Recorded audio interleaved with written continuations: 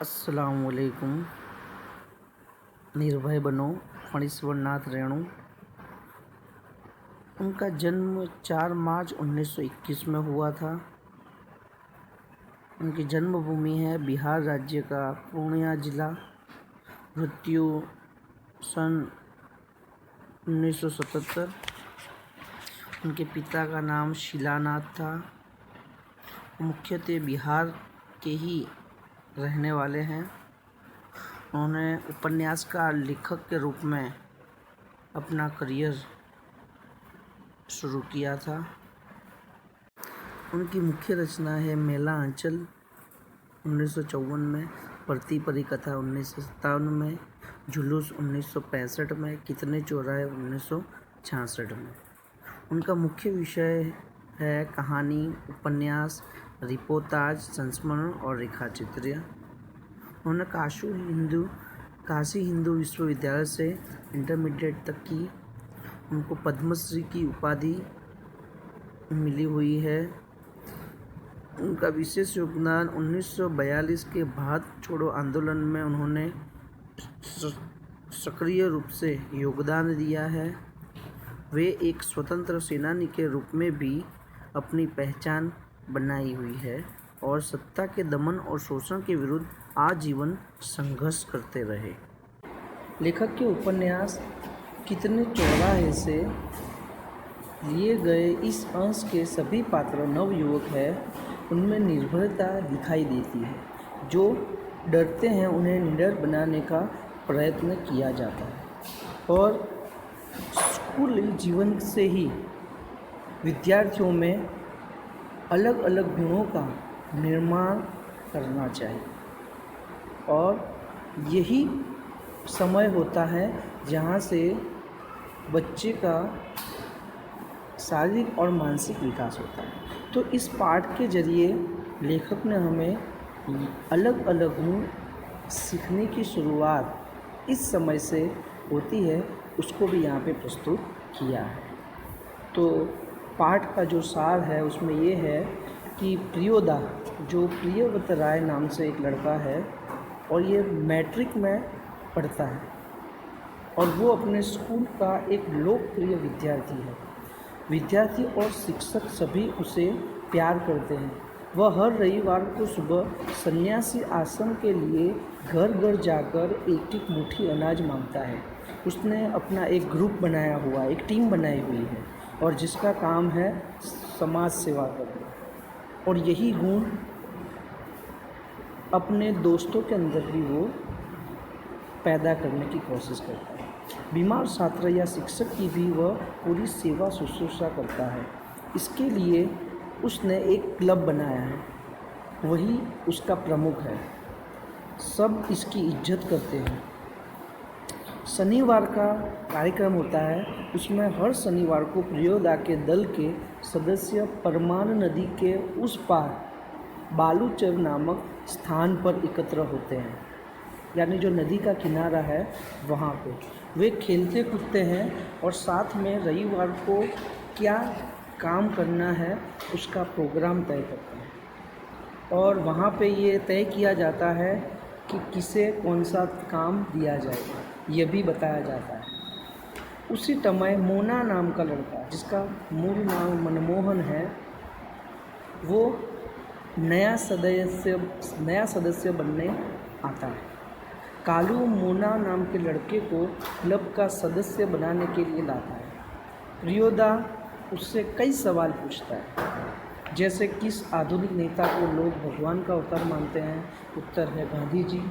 पढ़ लिख कर तुम क्या बनोगे? तो उसको वकील बनना है। बीमार लोगों की सेवा करना जानते हो? तो उसने बोला कि हाँ सीख लेंगे। यदि रोगी हैजा यानी कॉलेरा पीड़ित हुआ तो इस प्रश्न के उत्तर में मोना चुप रहा, क्योंकि वह हैजे से बहुत डरता। मोना गाना जानता था परंतु तैरना उसे नहीं आता था। तो इस प्रकार प्रियोदा अपनी टीम के अंदर जो नया सदस्य बनता है उसको परीक्षा लेता है और वो इस ग्रुप के अंदर सदस्य बनने के काबिल है कि नहीं, वो उसका मूल्यांकन करके तय करता है।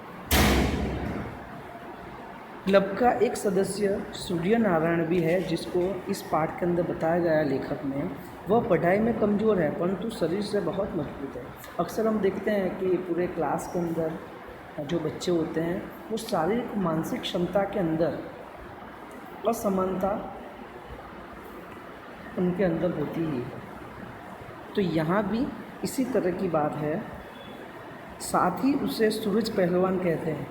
मोना को तैरने सिखाने की जिम्मेदारी इसी सूर्य नारायण को सौंपी गई थी, तो उसने कहा उठाकर पानी में फेंक दूंगा तो खुद तैरने लगेगा। अगर उसको नहीं आया तो मैं इस तरह का प्रयत्न बल का इस्तेमाल कर सकता हूँ। मनमोहन ने गीत सुनाया। सभी सदस्यों के आग्रह पर जब उसको अपनी टीम में शामिल किया गया तो सभी का ये आग्रह था कि मोना गीत सुनाए, और फिर वो गीत भी सुनाता है कि राम रहीम न जुदा करो भाई, दिल को सच्चा रखना जी। प्रियोदा मोना की तारीफ करता है।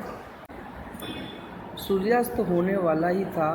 क्लब के सभी सदस्य कतार बनाकर नदी के पुल के पास पहुँचे। वहाँ एक गाड़ीवान तन्मय होकर विद्यापति का गीत गा रहा था।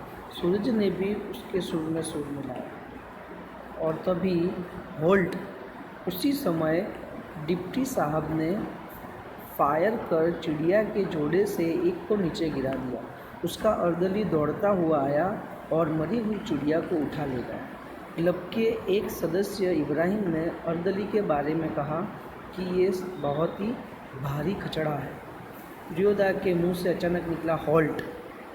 दल के नियम के अनुसार कोई सदस्य किसी भी प्रकार का अपशब्द या गाली मुंह से नहीं निकाल सकता था। इब्राहिम ने माफ़ी मांगी परंतु फिर उसके मुंह से साला शब्द निकल गया। प्रियदा ने उसे चेतावनी दी। तो इस दल के अंदर ये रूल्स बनाया गया था कि कोई भी अपशब्दों का इस्तेमाल नहीं करेगा, और इब्राहिम ने बार बार साला कहकर इस नियम का उल्लंघन किया था, और इस वजह से प्रियोदा मुख्य सदस्य होने के कारण, नेता होने के कारण उसने उसको चेतावनी दी। लेकिन इब्राहिम का तर्क था कि जब अफसर गाली देते हैं तो उन्हें गाली देने में क्या हर्ज। तब क्लब के नियम की याद दिलाकर इब्राहिम को शांत कर दिया गया, और तभी सब धर्मशाला के पास आकर एक दूसरे से मिलकर विदा हुए। अब लास्ट जो पैराग्राफ है उसमें मनमोहन को जो डर लगता है उसके बारे में बताया गया है कि मनमोहन सूने रास्ते से जाने में डरता था, इसलिए प्रियोदा उसके साथ चले। रास्ते में एक सूना खंडहर और उजड़ा हुआ मकान मिला, जो पहले पोस्टमार्टम हाउस हुआ था। और अक्सर हमें पता है कि बचपन के अंदर कई ऐसी जगहें होती है और उसके बारे में बहुत जगह पे अफवाहें फैली। लोग इसी कारण उस पोस्टमार्टम हाउस के साथ भी एक अफवाह प्रसिद्ध थी कि यहाँ पे भूत पिशाच रहते हैं और प्रेतनियाँ नाचती है, और यह जानकर मोना को बहुत डर लगता है। लेकिन प्रियोदा उस डर को दूर करके उसको निर्भय बनने के लिए कोशिश करता है। तो इस पाठ में लेखक वही बात की है कि भाई बचपन से ही अगर हम निर्भय बनेंगे तो बहुत सारी गलतफहमियां हमारी जो होती है वो दूर हो। तो लेखक रेणु ने इस पाठ के अंदर बचपन की बहुत सारी यादों को एक यादगार तरीके से हमारे सामने प्रस्तुत करने का प्रयत्न किया है।